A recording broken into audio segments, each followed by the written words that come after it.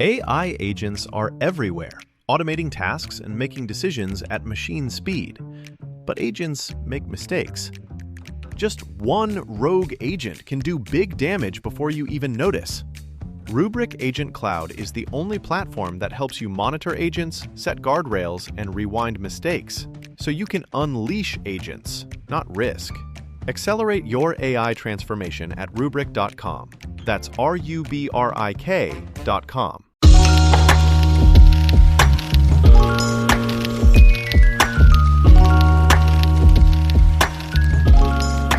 This is Stephanie Diaz-Leon. This is Omar Waheed. And this is Rob Chappell. And it's 365 Amplified. Rob. Yes. Can I say out loud before we get into all the things? Because we're going to get onto things. One, I'm back this week, y'all. I took a week off, not because I wanted to, but because I had other work I had to do and such like that. So I will get an opportunity to talk about some things that you all talked about last week. Yep. Because they put out another story. There's which we'll more. And we'll get into. It's the same thing, y'all. But we'll get into that in a little while. But what was your most annoying part of your day yesterday? What was the hardest part of your day last night? The hardest part of my day yesterday was getting the little loopy thing that's like the little circle in your keychain that you can't get the key onto. Uh-huh. I had to do that with these mesh metal things upon which you can hang your dozens. I think it's dozens, hundreds, no scores. I don't know. Scores of dozens. indigenous made earrings. Yeah, because you needed to expand your storage. Well, yeah, because I do have a many, and I've been asking hey, can we do this? Can we do this on the wall? Because I have so many more now. And it's crowded. Mm-hmm.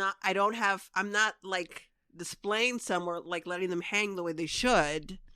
And I need different modules. I don't know if that's the word. There's these rectangular sort of metal mesh things. They look sort of like a chain link. So I can hang some. So you can hang the earrings on them. And they're also very long. So they have to come in different sizes. And there's landscape and portrait. And there's a little chain that you have to hang it from the wall, and then on each end of those chains is that stupid little keychain circle thing Rob that was just the bane of my existence. It was. You were very frustrated, and I'm just sitting there which one is now going to go in which section? And then could we actually do 3 on this wall? No. Well, then I needed another type of. I need some foam here. And you understood why. Yes, but the foam ones because to poke into because they're not all hooks. And these are beautiful indigenous made earrings. Rob was just they're earrings. I'm this is art. Well, this is culture. But they're also 3.5 or 4 inches long. Some of them, not all of them, but absolutely. But you can't stick them in a drawer. No, they're not going in the drawer. You need these things, but there's so many. You're welcome, because I brought art and culture into your life, and now I'm displaying it and you get to enjoy it. But please don't touch it, and you can't wear them. But everywhere we go, and there's comments on your earrings all the time. Well, everywhere we go to, whatever area of space and time that we're in, if it's a new place, I do, look for local artists to buy from, because I think it's really, really important when you get to enjoy a space and there's a connection to it, especially that. I don't know, for me, earrings are a way to connect back to that moment culturally too, but also to sort of show gratitude that culture through that art. I think sometimes. Well, you just got a pair at the Native Art Market. I did. Weekend, right? Oh, yeah. Well, you went to the Yo Quiero Dinero event, which we talked about on the podcast last week. Yeah, which was amazing. Yeah, and shout out to Araceli for putting that together and everybody that she had there. It was a beautiful place and space to be in, and I kept to myself because I was exhausted from that week, but I wanted to be there, and I'm so glad I went there. But I also, before that, snuck into you're right, the Native Art Market, and literally, y'all, I was only the first stall, and I and you're this is going to be very expensive. I have to get out of here. Well, I was Rob gonna mad. Is Rob gonna mad? I'm no matter, because literally the first stall, I'm only going to the 3rd floor because I can't get to the first one because I don't got no more money. At this point. Because there's just, I don't know, it's really important, I think, again, culturally for me. At least for me, it's how I express culture and enjoy it. And, and it's not that and again, it's not inhabiting culture as much as it's appreciating it in different ways and such like that. I also got a couple of pieces from an artist in Montana. I have some stuff from Canada when we were in Toronto. I have some stuff from British Columbia from somebody. I have stuff in Chicago, in California. I mean, I think it's in New York. I got a few things. I got some things. Remember, the earrings that I got from London. Oh, right. Too. They're, I think wherever you can capture a piece of a moment that you get to experience something or someone's culture a bit and get to appreciate it and show it off for them. Because then I tell everybody where I got them from so they could maybe, if they want to support it, they can and such. I think it's important too. But Rob was just whiny about this now takes up a significant portion of the wall space around your vanity and all that. Absolutely, it should. Yep. Sure. And because then it's easy to pick, which ones, and I'm more mindful and care. And also, like, they were getting too crowded. I didn't want to damage anything too. They were getting too crowded, you guys. Just, I'm sorry. Right. Let's talk about your hats then next time. And then it's the same thing. That's fair. That is fair. Yeah. And my soccer scarves. And did you not build something for that? I installed some curtain rods for my soccer team scarves. Did you not? Yeah. So. Which are expandable, by the way. So if I get more scarves, I can just expand. I can't expand these, but I could always buy more. Don't you worry. All right. And in a little bit, we're going to speak with Gina Cornejo, who is the creator and performer of the new Theatre LILA production called Planets as Stars. Stay tuned for that. And then we will get into our updates from the Channel 3000 versus Urban Triage. It's not even versus Urban Triage. It's Channel 3000 going after Urban Triage. We got an update on that, and we'll dig into that a little bit. But first, we have a few news items from the week to talk through. Omar, you I don't know, you go to Milwaukee frequently these days, it seems like. Before it snows. It did end up snowing that day. But in the evening, because our coverage season of Milwaukee kind of ends when it snows until March. So Milwaukee Neighborhood News Service can get back their dominance in the city, which they have regardless when we show up there. So I suppose, that's true. But what were you there for this past weekend, right? Yes, there was a unique summit. It's called Another World is Possible. If you see all these organizations like Voices de la Frontera, Wisconsin Ballot the People Movement, We Rise Fighting, a bunch of labor organizations, unions, Milwaukee for Palestine, Milwaukee Liberation Movement, Milwaukee Liberation Center. You see them, but you don't see them really interact with each other. They're just kind of like overlapping.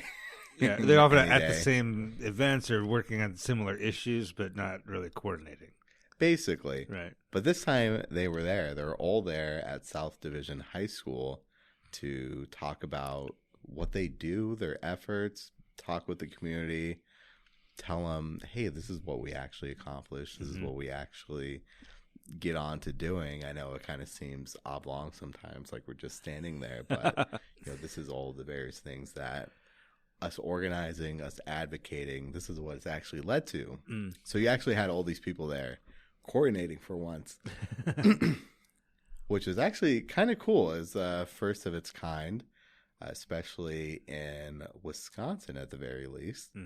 The keynote speaker there was Marquette University's professor, Dr. Sergio Gonzalez, where he gave about 25-minute history lesson on the sanctuary movement, kind of tying to how we need that type of energy for movements today. A solid, compassionate, unified movement.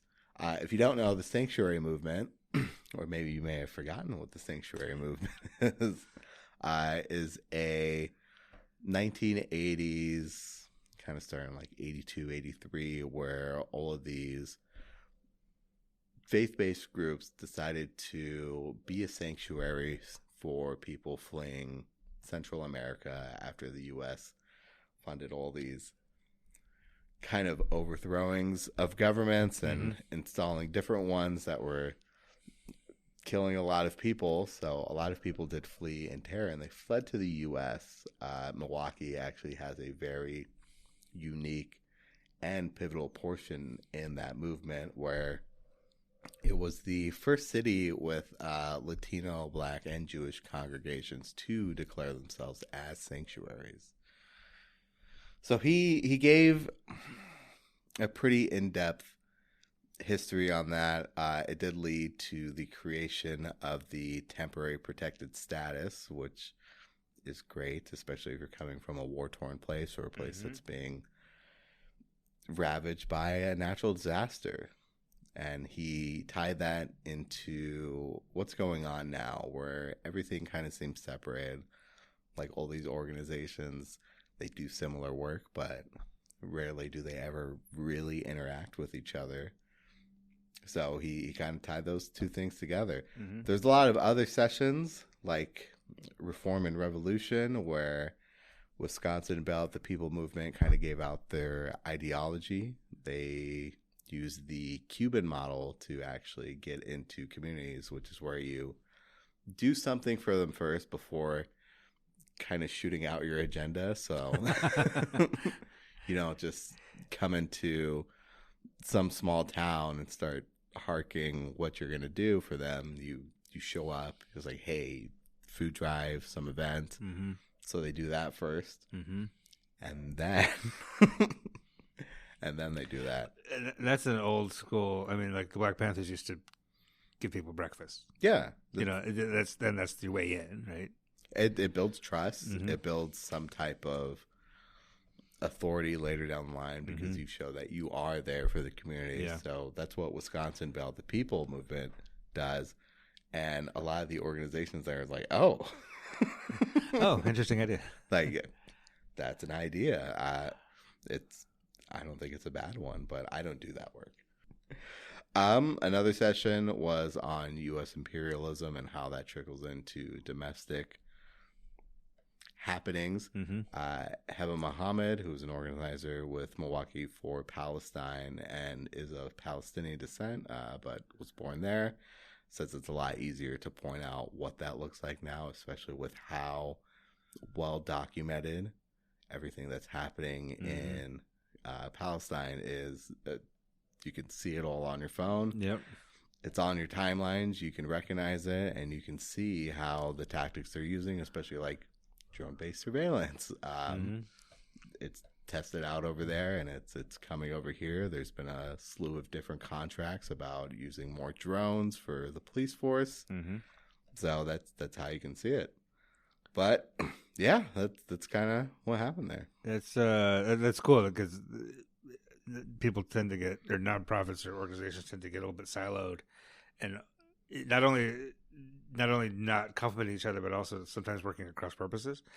And when they kind of get together and like break down the walls a little bit, you can try to maybe be more than the sum of the parts and actually do good work. But those nonprofits that were at the summit were all sort of like grassroots social justice folks, right? For the most part, they are, and they're all fans of Madison 365. Oh, that's good to hear. I think we cover a lot of these organizations more than anyone else. Yep. They if they haven't met me, it's like, oh, I know Omar Waheed and Madison 365. You cover all these different things. I was like, yeah, that's me. Good to meet you now. It's like, we love your outlet. So love to hear that. Yeah. Let's hit them up for donations because it is news match time. So it is news match. Your donations are doubled. We'll talk more about that next week. The other thing you covered this week was you stopped by Action Jackson's place. I did. Action Jackson from Jackson's Yard Care. Who, we should say again, legally changed his name to Action. He did change his... And his name is Action Jackson. The first time I met him, he gave me his old business cards and it said Antoine. And then I used that. And then he called me in the middle of the night. I was like, oh, you didn't... My name is actually Action now. I legally changed it, and that was kind you gotta love a guy who do that to be called Action Jackson. But he's got this lawn care business, but he's also got this real commitment to getting people into the workforce. Yes. Right. He's been hosting this workforce development program for the past year, mainly in landscaping. But now he's doing snow removal and training on that. That one's a week-long course, Monday, Wednesday, Friday, and the following Monday. I was there on its second day, this past Wednesday, where about 15 students were running down the line of how to do snow removal. But first, safety. Safety is the biggest point. So I was there for a long demonstration on how to use ratchet straps to tie things down, which was actually interesting. A lot of them were kind of intimidated by it, but you could see their confidence grow. And when another student was struggling, they were confident now. They started helping them and started showing them. And Action Jackson, I was talking with him after, he was like, it's great to see. That's exactly why I do it. I'm instilling confidence in these people so they feel like they can go out and enter this field and do it safely, do it well, which is apparently a complaint that a lot of these landscaping businesses have, is that it's a very poorly trained workforce, especially in Wisconsin. So he's hearing that, and I think he's turned out about 100 people at this point between landscaping and the snow removal, and that are now trained. And he's got a sort of it's not like an official certification, but he says gives you a certificate that you've completed this course. I think it's recognized by the city of Sun Prairie. Oh, is it really? Oh, that's cool. I think at maybe the first or second cohort from the actual landscaping one, the mayor of Sun Prairie and Melissa Agard came out. Oh, okay. And they're, pumping this up, and the city of Sun Prairie kind of recognizes, like, yeah, this is a certification. This is a thing. Yeah. At least Sun Prairie is giving it some legitimacy, and Jackson's Yard Care is kind of a pretty decent name, at least in Dane County, for landscaping. Yeah. So it does carry some weight. Yeah, for sure. And snow removal has been not such a lucrative business in the last couple of years thanks to climate change, but it's still a thing. It's still and these are and it's not just like somebody to come shovel your yard, it's or your driveway, but it's like municipalities moving large amounts of snow with large equipment, and it is a complicated thing.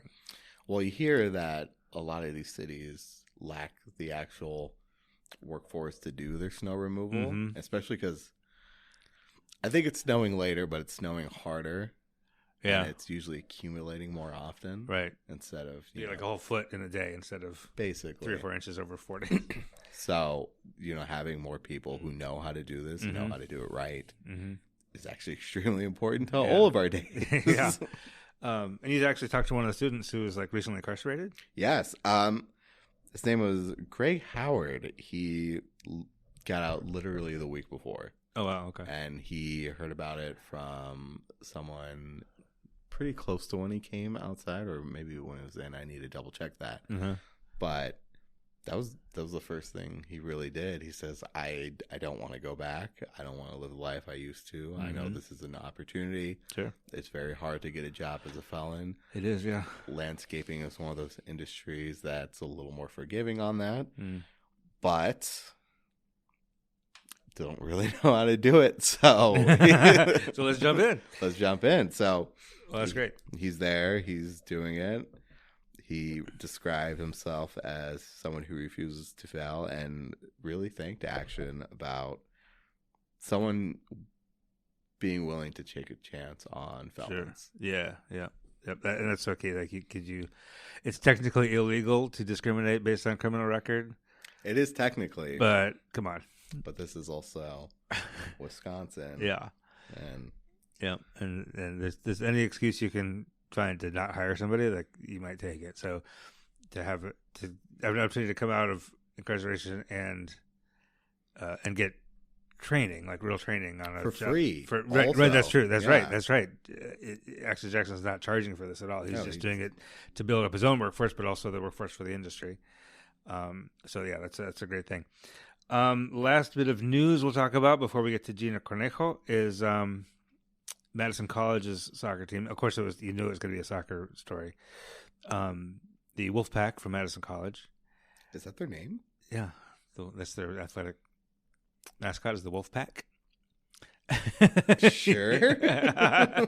Omar does not approve of the wolf pack. This is my first time hearing it. I've been to Madison College so many times. I know they're wolves. Yeah. Oh yeah. You see the wolf mascot, but I thought that was a badger. the badger's taken by the other college in town. But the Madison College Wolfpack is the men's soccer program has made it to their first ever national tournament, which starts this weekend in Wichita, Kansas. I knew they were a good team, and I knew they were a pretty good team last year. I knew they were a slightly better team this year. I've covered their assistant coach, Alex Alvarado, a little bit. I'm acquainted with him. And he called me up and said, "Hey, we're going to nationals. Would you cover it?" And then I looked into it, and they have had not only a good season, but the most dominant season one could think of. They have not lost in 19 matches. They have one draw, a goalless draw at home in the middle of the season. But other than that, they were winning like 9-1, 8-0, and 5-0. And yeah, it was they scored 59 goals and conceded 11 all season. In the regional tournament, there's 3 matches. They did not concede a goal in the regional tournament. So they not only get through their season, but they just tore through the regional tournament.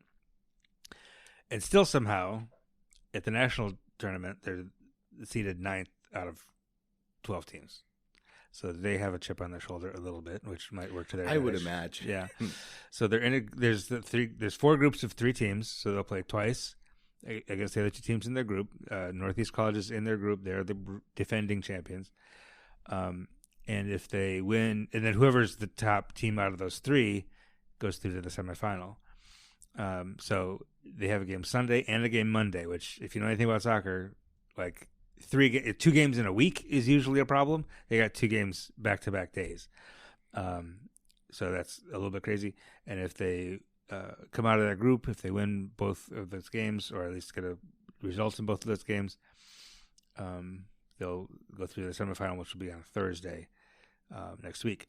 So I'll be paying attention to that, and that's just really, really cool. This is Logan Fry's 3rd season as head coach there, and to take that program and really get it to this level is pretty impressive. So why are they dominating so hard this year? I'm not sure. I mean, in the water. Yeah, maybe. And when I talked to a couple of players, and they said it's all about like, they use the word brotherhood. You know, it's not just the skill on the field, but it's this sense of togetherness that the coach and the captains have been able to foster, which is pretty impressive when you consider you're basically turning over half your roster every year in a 2-year junior college. Mm-hmm. So to be able to get 25 or 26 guys together and all entirely bought in like that, and it just and I imagine they've gotten some pretty decent players too. It brings me to my point. You can't just fire the coach. Sometimes it's the players. If they don't have chemistry, nothing's gonna work. That is true, but to the extent that the coach recruits the players, that's fair. Something like that. But I think the center back and captain that I talked to, and the center back being a key figure in that, in not conceding goals. He's from Brisbane, Australia, and didn't just come here for college. He came here for soccer. This coach is recruiting internationally to come play for this junior college, which is pretty impressive. So that tells you that he's getting maybe a higher caliber of player than many junior colleges are able to get. So I think Madison College had that type of weight.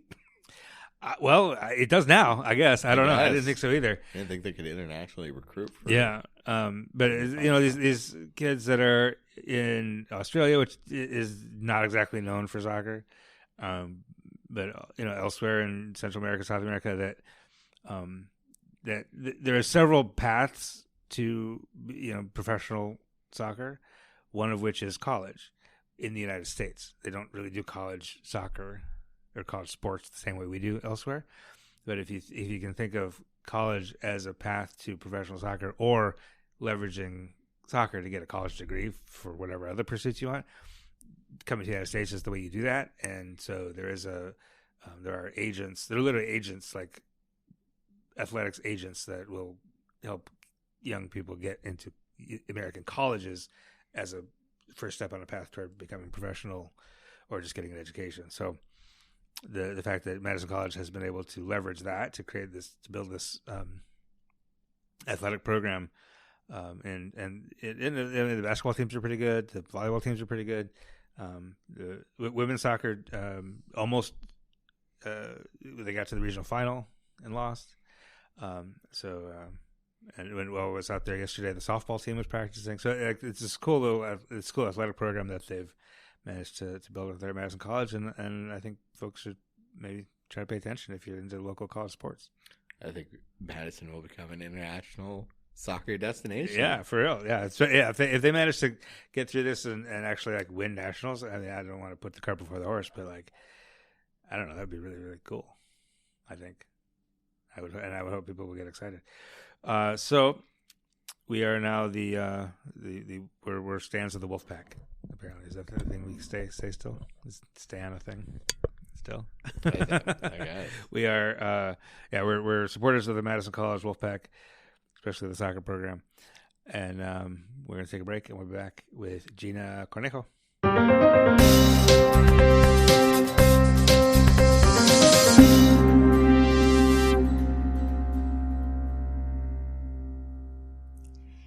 Daly Plaza is all abuzz this July morning. Today, the most rousing farmers market has set up shop. The takeover of the plaza can be an arresting sight since it's normally muted with many drab suits and stale cologne or mauve lip tints and 2-day-old blowouts. The 50-foot-tall Cortine sculpture of the Picasso titled Untitled Sculpture looms over the city to brighten up the place, adding in that dab of culture in an already culture-saturated city. It's Chicago, for Christ's sake. We have culture dripping off our mustard-only hot dogs at Wrigley Field. We have culture wafting off our permanent Monets at the Art Institute, perfuming our big shoulders. We have culture crumbling from the surviving architecture of the Great Fire of 1871, and walking underneath any L train, you are bound to get hit by a drop or 6 of culture build-up from those well-run tracks.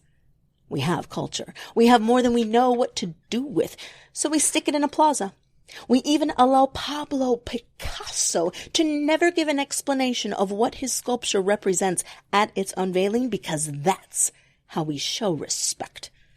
And class. We got class, too. In my 12 years of Chicago city living, I have never called home to this part of downtown Chicago, where Daly Plaza would be my neighborhood. Each window that faces out onto the plaza must have just been washed, since the glare, the sheen, is perfect. Temporary blindness equates to a job well done, and I can't see anything for roughly 5 minutes. My feet stumble across traffic, and I catch my breath and recalibrate my eyesight by the portalets. Rural decadence on display, smack dab in the cityscape. It is a golden morning. Truly. I'm here to get a divorce.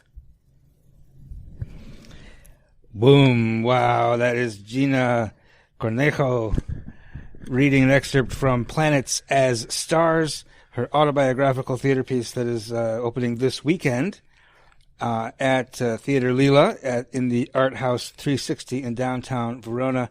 Thank you so much for that. And thank you for being here. How are you today? Oh my gosh, thank you. I'm doing great today. How are you? I'm all right. It's been you've been very indulgent as we've been bouncing around our office here trying to find a place to sit and My record pleasure. a podcast. I'm adaptable. Yeah. Gotta be. When we say here in the studio, it's always somewhere different. It's not, Perfect. We're very adaptable.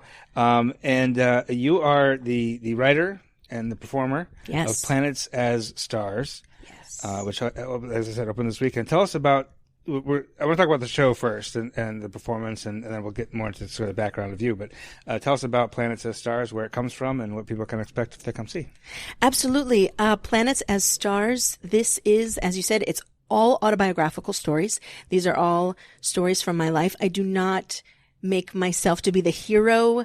I'm usually not the hero. I'm a kind, wide-eyed observer. So within these stories, we have like almost like a nucleus of love, relationship, the complexity of it, I like to say like the comical and the cataclysmic ripples of love, these relationships, these moments in our lives that feel like those ripples into space and back inward. So constant expansion and contraction with each of these stories.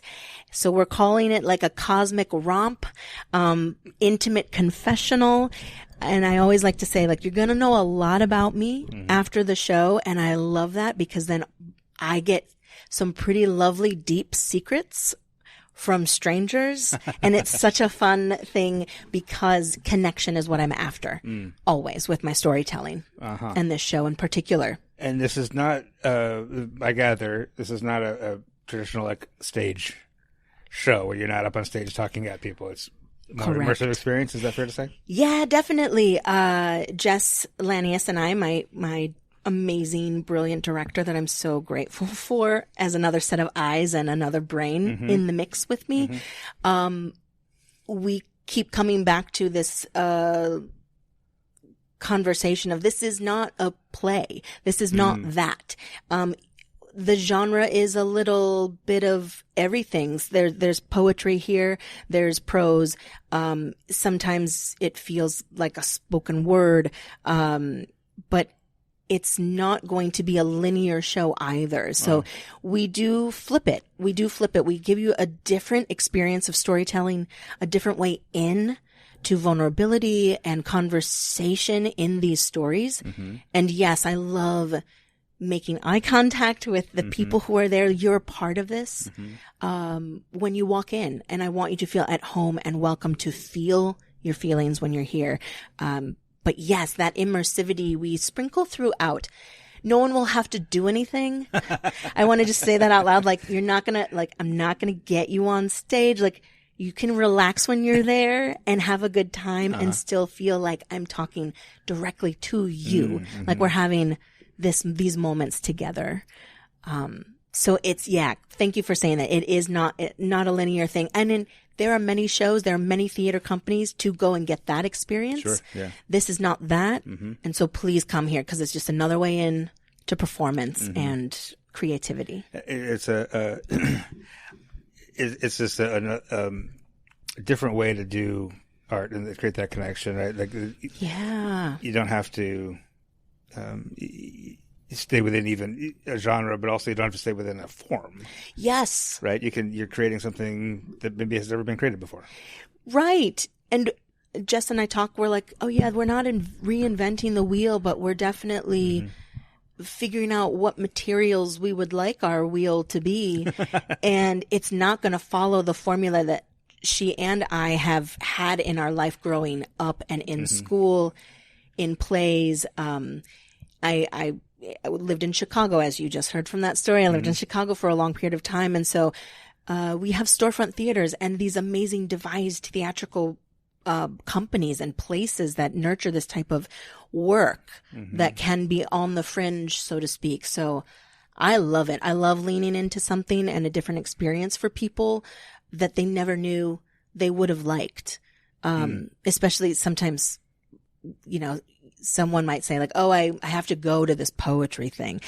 Then there's such a connotation of like, and I hope to change that for you. Right. Or even stories or storytelling. I remember I paid some sort of $50, $60 ticket to see David Sedaris. Fantastic. And the stories were wonderful. He read out of his own books. He didn't move. The lights never changed. He was even editing in real time. And I'm like, I paid a lot to see that dude just immerse us in story. So I'm no David Sedaris, but I look at that and I'm like, that's a way in. Sure. What a beautiful way in. Yeah. And it's not, my sense also is that it's not like I'm going to do some crazy experimental thing. It's like you have a story and this is the best way to tell that story. Right. Is that right? Right. Collaborators for me are giant. I work with an amazing collaborator and friend in Milwaukee who goes by the name Lonesome Bill Walker. And thank goodness for other people in other mediums of art, like woodworking, like projection, like painting and sculpture, fabric work, all these things, because I have a story I want to tell. And I don't have the time to learn woodworking. I'm like, I got to sit down and write to do the thing that I know I can do and I want to do. But I don't have that time or that expertise. And so thank goodness for collaborators to pump up my work.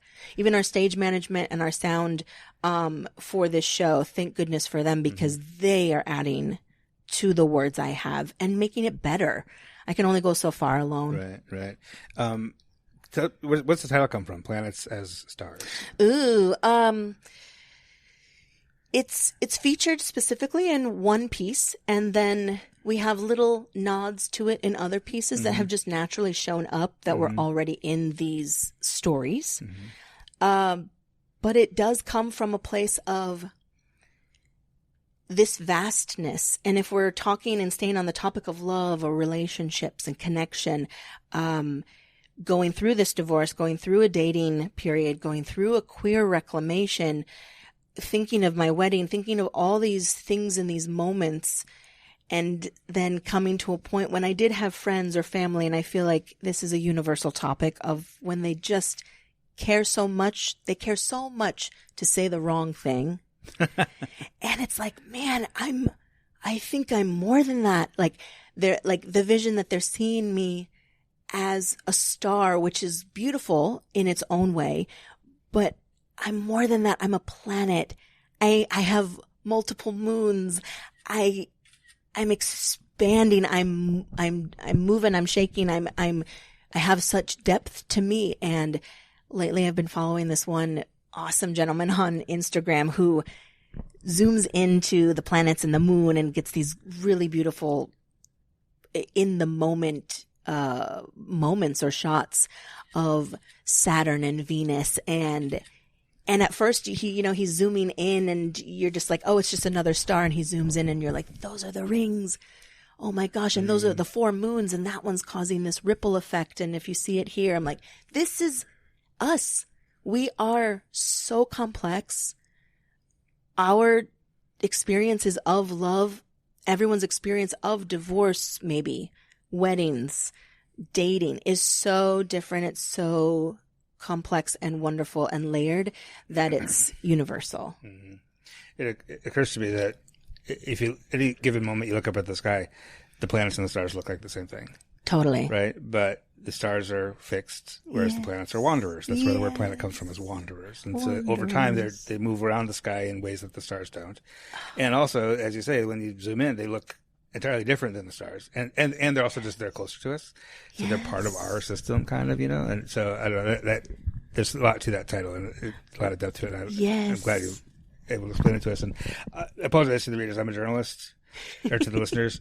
I am a journalist. That's, but I come from a place of poetry and theater. That's my undergrad. Ooh, awesome. That's where I come from. So yes. So I apologize for nerding out a little bit on the metaphor. Please, always, theater kids. We know some things. We know how to do. We know how to get things done. Man. They are. And you're right. You're totally right on that topic of everything and how it ripples out. Yeah. Talk to us a little bit now about Art House 360. You've been involved in that. We covered the opening of that earlier this year. Yes. This is a space that used to be a school in Verona that was reclaimed as an art space with lots of different kinds of resident arts companies, arts organizations, Theatre LILA being one of them. Tell us about your involvement in that, in the development of that space. I'm so grateful to have been invited into assisting in creating something special there. I love that any new space you can really downplay a new space and inhabiting that world, or you can really get juicy with it. And I just love all of those collaborators. Those people are amazing who have created Art House 360 because they chose to go the route of community, of local artists, creatives that want to be there, that if they want to be there, then others will want to be there. So very grateful to have been included on this project. It's called the Rise Up Project. And yeah, I was just saying to you, it was about a year-long artist residency. It was myself, Jessica Lanius, as the producer and like director and mind of it, as well as Matt Roberts, who goes by Spitz Mullins, as a graffiti artist. So again, collaboration. I was very excited. My words have never been coupled with a graffiti artist, so I'm super excited. And we took over the bathroom spaces. So it could be this art installation that is calling to the artists who are there in the space.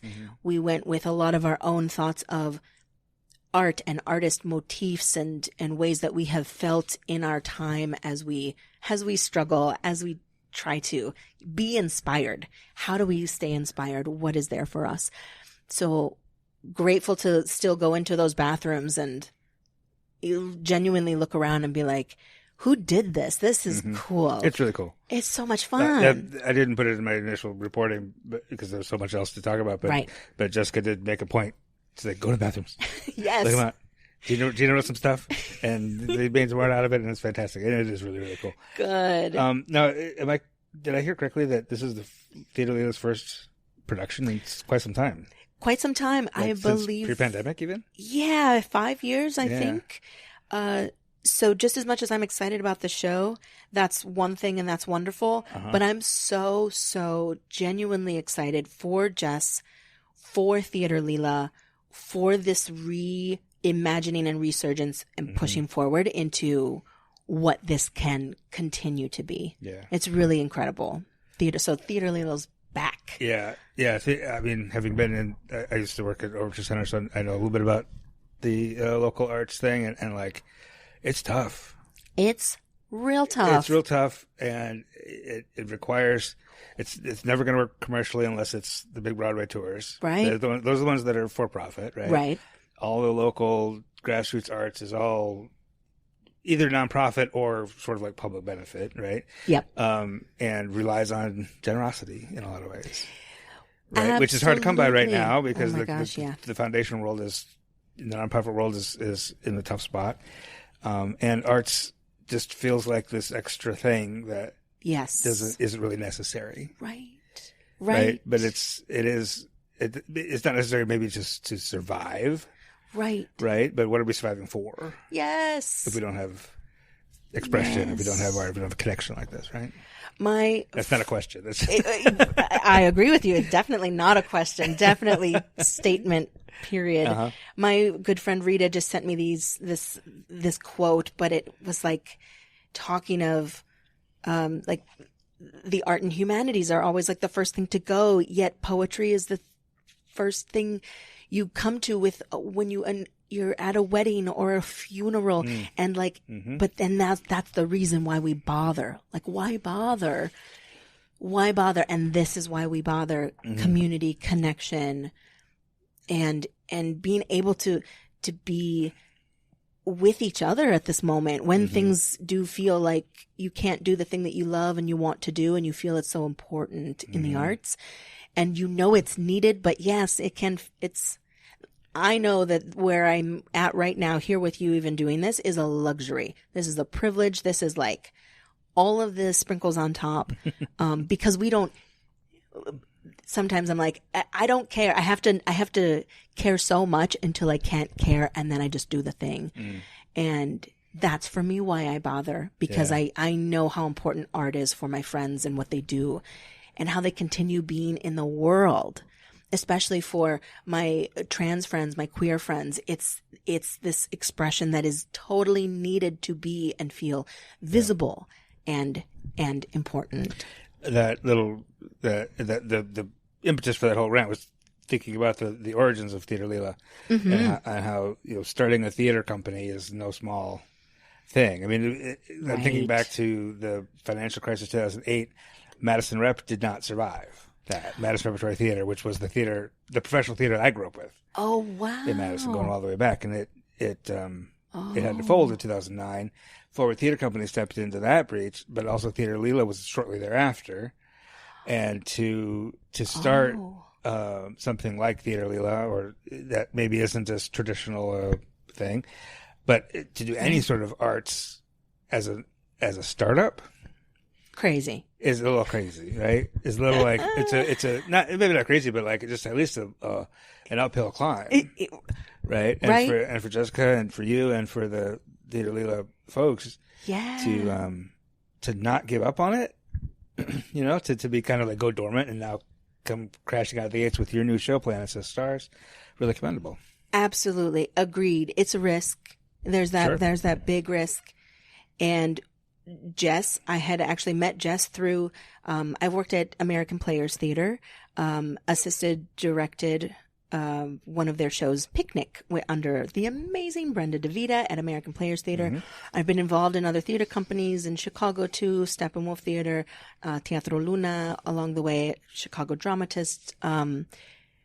But you're right, this type of theater at this moment in time is certainly a risk. And so you really got to want it. Mm-hmm. You really have to know how engaged you will have to be. You've already laced up your boots and you see the mountain up ahead and you're like, yeah, I want to see what's at. I want to see the views as I go further, which is, crazy. But it's great. But I mean, great. It's the kind of thing people need, and yes. And it's not that risky if you want to go see it. It's a risk to put it on, but if you want to go see it, general admission is $28. Students are $20, and there is a matinee performance this weekend where you can pay what you wish. Yes, right. Which means you could go over. You could go up, but if $28 is out of your range, yeah, bring less. So that's okay. Yes, we just want you there. Mm-hmm. Just come be with me. Please. And we'll put a link to the tickets in the show notes. But it opens Friday, and there's performances Friday, Saturday, Sunday this weekend, and then Thursday, Friday, Saturday next weekend, the 20th to the 22nd. So you have plenty of opportunities to see this. It's at a beautiful space, downtown Verona. And Gina Cornejo, thank you so much for your time. Oh my gosh, and thank you. Thank you so much. I appreciate this. All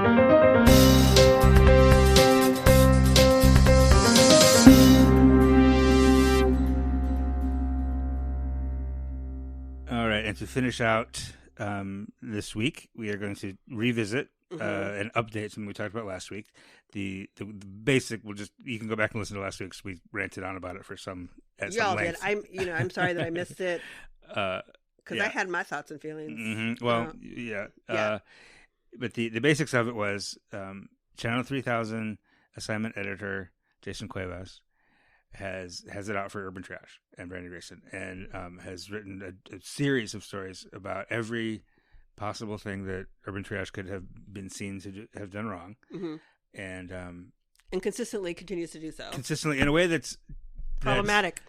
Well, yes, and an issue with regards to journalistic ethics, and I don't understand why Channel 3000's leadership is not being more mindful of what they're allowing. Mm-hmm.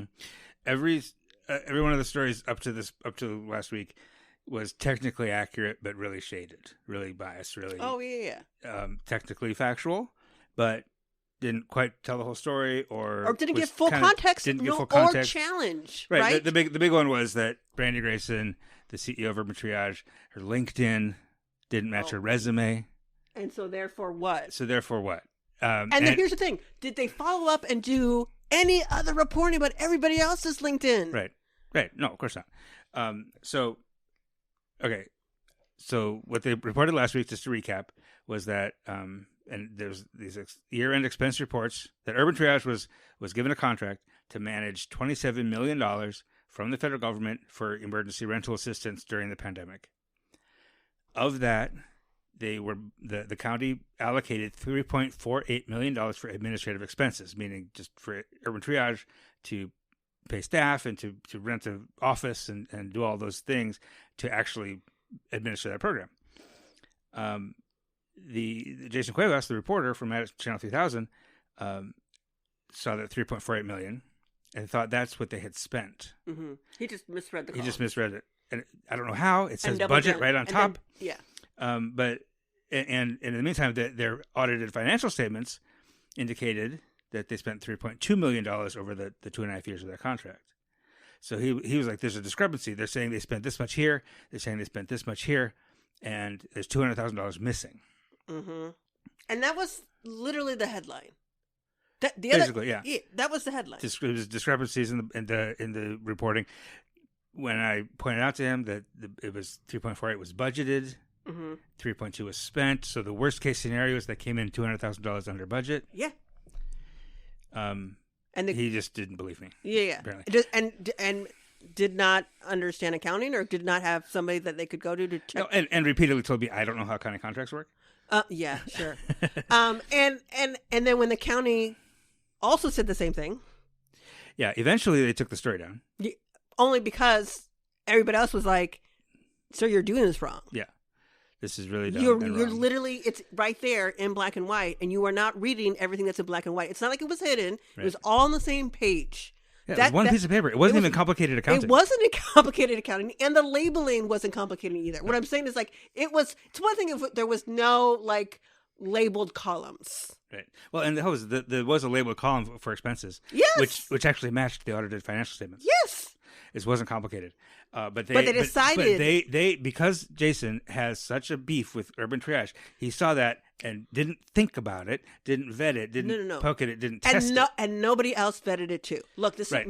Y'all, if you've been listening for a while, this is why I said a while ago in one of our little questions that one thing I learned in elementary school that I think should always carry on in life is a scientific method. Right.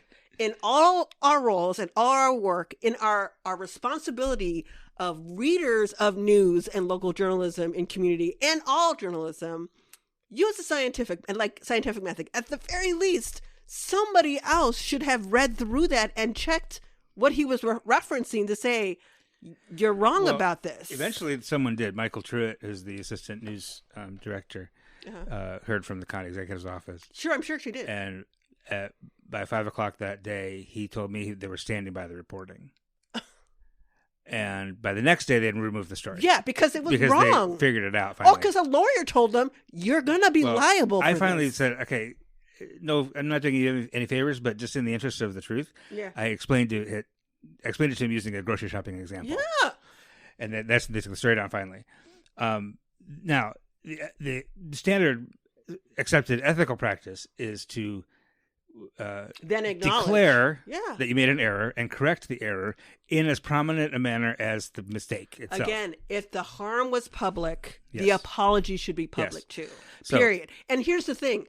I don't need to know what you're doing HR-wise in the back, right? Mm-hmm. But I do need you to acknowledge that you made an error because y'all know, as journalists, in this decade, in this age of things and how we do things, the way social media runs with things, and you made sure that was up on social media. You may have taken it down publicly on your website. You did not take it down on your social media for a reason. It was on Facebook for like 4 more days. Yeah, purposefully. Because you understood the traction and numbers you were getting from harming a black-led organization, black woman-led organization. You knew what you were doing with that. Maybe you're gonna tell me later you didn't know that, and you don't have to answer me. You're like, you gotta answer to yourselves, and whatever it is, it is. Mm-hmm. However, like you know that it's harder for folks to see the correction. So not even doing a correction, is an incredible harm, and I don't understand. Like, what 101 class did you all take not to know that the very least you do is publicly acknowledge you made an error. You misunderstood some facts. That's the only way we maintain trust is when we make a mistake, we have to show that we fixed it, so that we know that we made a mistake and fix the mistake. They did not fix the mistake. They did write a new story. They basically did something similar to remember when the State Journal had that AI story? They just rewrote the same story with real people. Yeah. Michael Truitt himself, the assistant news director, rewrote the story, but did this really unethical thing that some people do sometimes, where because basically the first story was Jason Cuevas just said these things are wrong. So they got somebody else. So they got somebody else to say that, to quote somebody else saying that. So that technically it wasn't them. It's not us saying it. It's Nino Amato, who is a big vocal critic of Brandy Grayson. Yeah. So they went and looked for the angle, right? And then they perpetuated making sure that the language still supported their angle. Angle. Yeah. So they didn't have to say they were sorry. Right. So technically, or that they were wrong. It's factually true that Nino said this, Yep. but what Nino said is not true. No, he still misunderstood it. Right. He's still misunderstanding it, and they wrote this story as if Nino Amato had a press conference or something. Yeah. And is announcing sure to the world that he found this thing. That he found this, and that he's calling for a forensic audit of Urban Triage. Which is weird. But he only said that out loud because he read the Channel 3 story to begin with. So they took an email that Nino probably sent them, referring to the same language, saying the same thing, saying like, I also agree that there should be an audit, and put it as a new story like it was brand new, like nothing else happened. Right, as if they didn't start the whole thing. Yeah. Which is ridiculously unethical. And Nino's still getting it wrong. Nino seems to understand that the $3.48 million was the budget figure, not the spend figure. He does understand that. However, he doesn't understand that it's a reimbursable grant, which means Urban Triage didn't get paid anything until they spent money. Yep. Then they spent money. They pay staff. They pay the rent. Whatever. They give the receipts to the county, and then the county writes them a check. Yeah. Now, in a reimbursable grant, if you go over budget, good for you, but you don't get the extra money. Nope. You get $3.4 million and that's it. Allocated, and you spend 3.5, you get 3.4. You only get the 3.4. As long as you have the receipts to prove it was all of that money. Right. If you come in under budget, you don't get the rest of it. No. Like the you only get the receipts. You only get reimbursed what you spent. Up into that 3.4. Up into 3.48, which is the budgeted amount. Instead, they came under at 3.2. Right. So they only got paid for, what was it? 3.2. The entire total of the money that was sent to Urban Triage for administrative expenses was $3.2 million. So Nino is saying two things that are wrong about that in this Channel 3000 story, which does not challenge him and does not correct him. Which is problematic as heck. Which is all sorts of problematic. Yeah. The first thing he says wrong is that implies that there's $200,000 missing. Mm-hmm. There's not. It just stayed in the county treasury. Yeah. And he's saying, like, if you budget money, you already have the money, so you need to account for it. Which no, you don't. In some way, but not in this one. Not in this grant. No, and if anybody needs to account for it, it's the county. Yes, because they're the ones with that $200,000. Yeah, they don't. They never gave it to Urban Triage. Didn't have 3.4 and then reimbursed the county with it. Right. So I asked the county, so what happened to the $200,000? And they said it was reallocated to other programs within the scope of the grant. Federal scope of the grant, COVID relief thing. I asked them for some accounting of that just because I'm actually doing the due diligence. I haven't heard back on that yet. Yeah. The other thing Nino says that's wrong is that he says it's clear. No, it's not. They were sent more than 15% of the value of the contract, which is federal contracts. When it's federal money, you can only use 15% of the whole contract for administrative expenses. Yeah. So it's a $27 million contract, of which 15% is about $4 million. Mm-hmm. So they're still well under that 15% threshold, even if they used the whole $3.4 million, which they didn't. So I don't know where he's getting that. I asked him. He didn't respond. Yeah, I'm sure he's usually pretty responsive to me. I've known him for a long, long time. Yeah, he calls you all the time. He calls all of you all the time because he wants to talk about Urban Triage all the time. That's the other thing.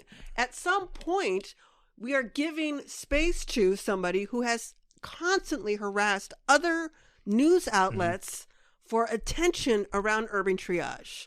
And the entitlement to be heard, listened to, and validated that he is right about these people. And by the way, it's these people is how he's talking about folks. He thinks he has some credibility on this issue on race because he's from Greenbush. He grew up in Greenbush, which is like the most diverse neighborhood in the 60s. Where? In Madison. Okay, then let's finish the sentence. In Madison, which is something different, and y'all. He was is it relevant? Look, we can honor history, but is it relevant to the idea that you are entitled to telling folks of color, Black folks in particular, how they should be running themselves or living their lives or pay homage to him because he deserves that respect because he grew up in Greenbush? Well, and because he was on the founding board of the NAACP of I Dane don't County know what that means. You're not entitled. Are you doing the good work now? 45 years ago. Are you doing good work anymore? How are you supporting folks other than to try to criticize and or call for things publicly or trying to shame them into things and actually not like going after something like this where you really don't have all the information or you're misconstruing the information purposefully because you got to be right. You're not. So like, again, the difference between doing right and being right. Yeah. And lots of folks are trying to be right. And it is a harm to community to do so in all communities and such. And the profession itself, journalism itself is harmed by this, period. And it's troubling to me. Look, Rob is a lot of things, right? He whiny about putting up like things that I asked for that are important for the things that I like. But one thing that he holds him, and I think Madison 365 does a really good job of, and I don't like to give compliments. I'm not trying to be nice. I'm not a nice person. Yeah. But I will say that you all do a very good job of making sure that you hold yourselves to the standard that everybody else should be held to, right? Yeah. Like you are absolutely mindful of what your place is and what your space is, as well as understanding that there is a responsibility, there is a duty to how we tell our stories for our communities, especially our communities of color. But also there is a duty to reflect, to double check, to go to your editors amongst each other and to your teams to make sure, like, am I looking at this correctly? Where's the bias here? What are we missing here? To challenge folks, and to let them know also that you're going to be challenged. Like, look, we're not going to just take what you say black and white and just print it. We're going to take time to look at it and think about it and look for sources other than yourself. Like, we're not just taking, and even the hardest stories, we have those conversations. Sometimes I have to step in on some very, very vulnerable ones to say, like, I want you to understand, like, this is journalism. We have to question in a different way than like what, et cetera, because there is care and responsibility and ownership of that. And I'm so frustrated that this is not a standard for which Channel 3000 wants to hold itself to. Which is in a world where folks are looking for that, needing that, desperately wanting to trust not a world source or a national source, but a local source. Well, and also I will say Morgan Murphy Media, which owns Channel 3000 and Madison Magazine and a couple other properties, and some other TV stations in other cities, is the only television station in Madison that is locally owned. Yeah. That is like family owned. Is not owned by a corporation. Which makes it special, which gives it also some responsibility. And it's just sad to see that the news operation there seems to have just lost its way in terms of ethics. And we just need it to be right, though. It's not even that, like, it's not an issue. So yes, absolutely, it's an issue of ethics, but I think it's more about being right than doing right. Yeah, totally. And and we're banging on this for the second consecutive week, not because we have a beef with Channel 3000 or not because we're in the pocket of Brent Grayson and Urban Triage, but because this is an example of what happens when you let racism filter in and butt up against your journalistic ethics. Or through your lens of how you tell a story. Yes. And this is literally why we exist. This is why we started 10 years ago, because we could see the local media, even when they were doing things ethically, we're still looking through that lens and distorting things and not telling the stories the way that would be best for the community. And it's sad that 10 years later we're still here. In this, like, polarizing look there. We feel that polarization in so many different ways. It is harmful to feel it so locally with these, like, legacy media within the county, right? Like, within the state. And, like, what journalism has impact toward, like, the health of our local democracy. We have a dude, and look, there's a whole thing that I've gotten into that I haven't really brought up to here, but there is a shared understanding of what the press is, right? It is in our Constitution, right? It is that important because even those old white people, right, recognize the power of that pen, of that journalistic lens, and how it has a duty to tell the truth, right? And to do so and to do so because it has impact for our local communities and how we vote and how we show up and who we support and how we support our local politicians, our local systems, our local like public institutions, and our local nonprofits. And journalism has a duty of care, and that duty of care was just missed. And it is disappointing to see. Like, I don't have to agree with every story that comes out, and that's not what I'm saying, but I do have problems with stories that aren't double checked, that aren't like looking through a lens of like, am I missing something and I'm causing harm? Am I challenging enough? And who was in that room to say, like, are you even looking at the right columns? Like, are you reading the columns at the very? And that's a basic thing.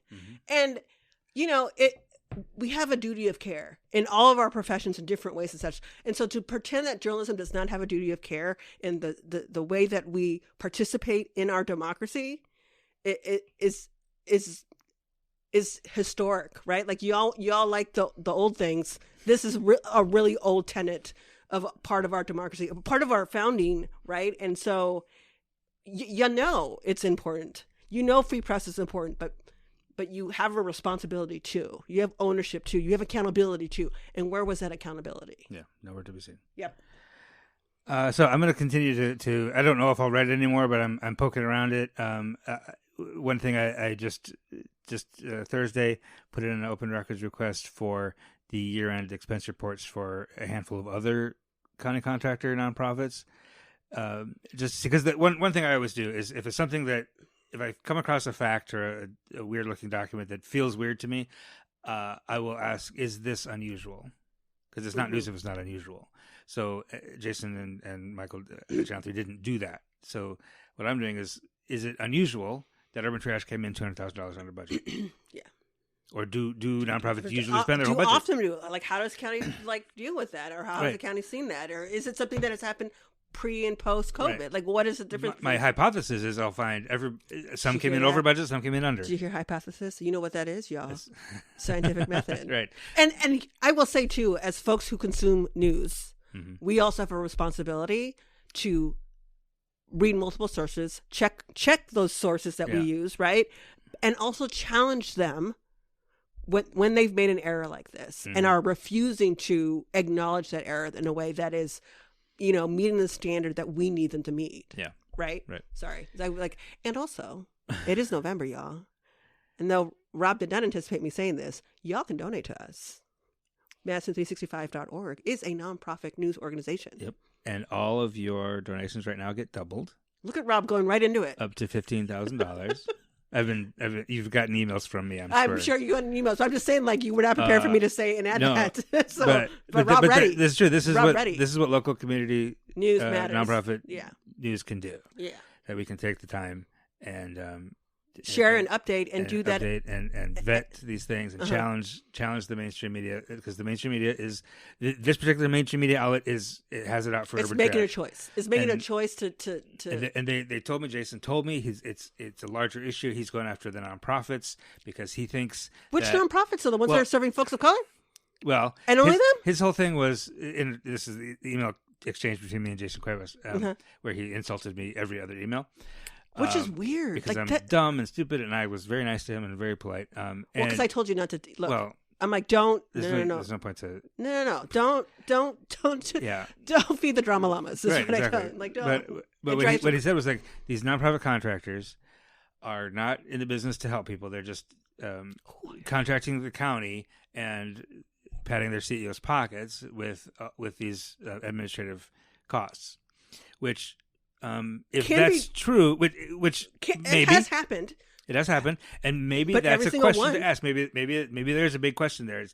In Dane County, it's a particularly nonprofit-rich environment. Lots of nonprofits here, lots of county contracts. Is there any sense that maybe there's a sort of a nonprofit industrial complex here that may be harmful to communities. But that's not what they're saying, though. No. They're saying Urban Triage is stealing money. And so, like, there's no other conversation about other nonprofits. There's no, like... That's an ex post facto justification for what you're doing to Urban Triage. And if that was actually what you were trying to investigate... Then how come it's only Urban Triage? Yes. You would look at other things. You'd be asking about things. And here's the thing. You would also be saying... This is what we're thinking, but this is what we found. Whether it's like whether your hypothesis is true or not, you would at least share both like truths and both truths that were not right. Like all the things that were that you could prove and you couldn't prove, that you found that you could found, or what the data showed. At the very least, like data showed this. Yes. Right. The data showed these like 5% of nonprofits seem to be lining their pockets, but these 95% that we looked at are not. Right. And none of that is happening. Instead, they are particularly looking at one nonprofit that is Black-led, and it is a constant harassment of that staff, of those board members, of the support and needs that they're providing for the county. They are filling a need. They're filling a gap. That's what they're doing. And yet there does not seem to be any other work in that space. I bet there will be now, though. I hope somebody's saying, like, if that's really what you're saying and you're writing this down like that, then do that work. I expect you to show us. And I truly hope that there was work to be done in that, like if it's true. And again, if you're trying to prove your thing, show your data when you're done, and also read the columns. Read all them columns. Read the spreadsheets. Read the spreadsheet. It was one page. Yep. That was the thing. It was one page. But again, we felt the need to be right instead of do right. But y'all can do right now by donating to Madison365.org. Madison365.org/donate. Oh, look at Rob. Today. That was not the intention. I just went there. Thanks for listening, everybody. We'll be back next week. 365 Amplified is produced and edited by me, Rob Chappell, and is a production of 365 Media Foundation, a nonprofit, local, independent media organization in Madison, Wisconsin. Wherever you're listening to this right now, hit the subscribe or follow button to get new episodes every Friday. And between episodes, get your latest news at Madison365.org and follow us on Blue Sky, Facebook, Instagram, LinkedIn, and Threads. Wherever you get your news, we'll be there.